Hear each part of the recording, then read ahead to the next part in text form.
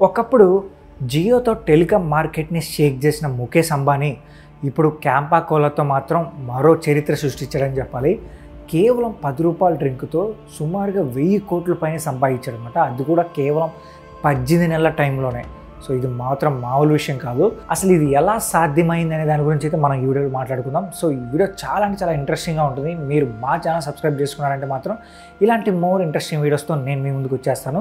So ఇంకెందుకు ఆలస్యం వీడియోలోకి వెళ్ళిపోదాం. ముందు క్యాంపా కోలా గురించి కొంచెం తెలుసుకుందాం. ఈ క్యాంపా కోలా కొత్త బ్రాండ్ ఏం కాదు. 1970, 80sలో ఇండియాలోనే super hit cool drink brand ఇది. అప్పట్లో క్యాంపా కోలా అంటే చాలా క్రేజ్ ఉండేది. కానీ కొన్నేళ్ళకి మార్కెట్లోనే దీని జోరు బాగా తగ్గిపోయింది. ఇప్పుడు కట్ చేస్తే 2022లో ముఖేష్ అంబానీ రిలయన్స్ రిటైల్ ఈ బ్రాండ్ని కొనేసింది. 2023 మార్చిలో క్యాంపా కోలాని రీలాంచ్ చేశారు.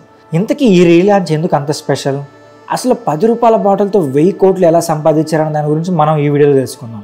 అంబానీ జియో కోసం ఎలాంటి ప్లాన్ అయితే వేశారో ఈ క్యాంపా కోలా కోసం కూడా అదే ప్లాన్ అయితే వేశారు.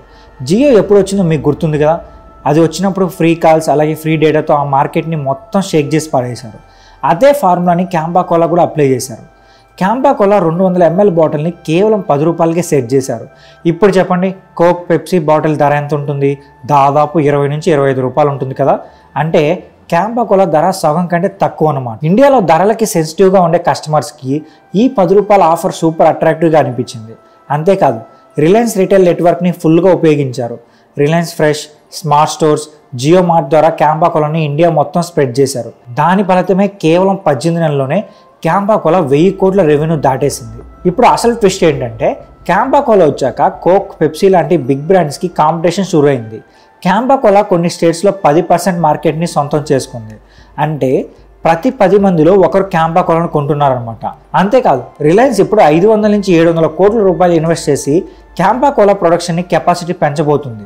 ఇంకా గ్లోబల్ మార్కెట్కి కూడా వెళ్ళాలని వాళ్ళు ప్లాన్ చేస్తున్నారంట. ఇది చూస్తూ ఉంటే జియో రేంజ్లోనే క్యాంపా కోలా కూడా గ్లోబల్ బ్రాండ్గా అవుతుందేమో అనిపిస్తుంది. అసలు అంబానీ ప్లాన్ అయితే మాత్రం నెక్స్ట్ లెవెల్ అని చెప్పాలి.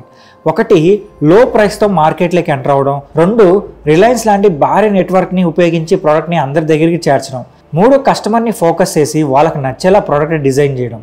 క్యాంపా కోలా విషయంలో ఈ 3 పర్ఫెక్ట్గా వర్కౌట్ అయ్యాయి. ఇండియన్ కస్టమర్స్కి ధర, టేస్ట్ ముఖ్యం. అంబానీ ఈ 3టిని కరెక్ట్గా చేశాడు. 18 నెలల్లోనే 1000 కోట్ల బిజినెస్ సాధించారు. ఇది నిజంగా ఒక బిజినెస్ మాస్టర్ స్ట్రోక్ అని చెప్పాలి. అంతేకాదు ఈ ప్లాన్ ఫ్యూచర్లో ఇంకా ఎన్నో బ్రాండ్స్కి ఇన్స్పిరేషన్ అవుతుందని చెప్తున్నారు. ఒక చిన్న ఐడియా మరియు సరైన ప్లాన్తో ఎంత పెద్ద సక్సెస్ సాధించవచ్చో క్యాంపా కోలా చూపించింది. అయితే దీనిపైన మీరేమనుకుంటున్నారో కూడా కింద కామెంట్ చేసి చెప్పండి. అలాగే వీడియో నచ్చితే మా ఛానల్ సబ్స్క్రైబ్ చేసుకోండి.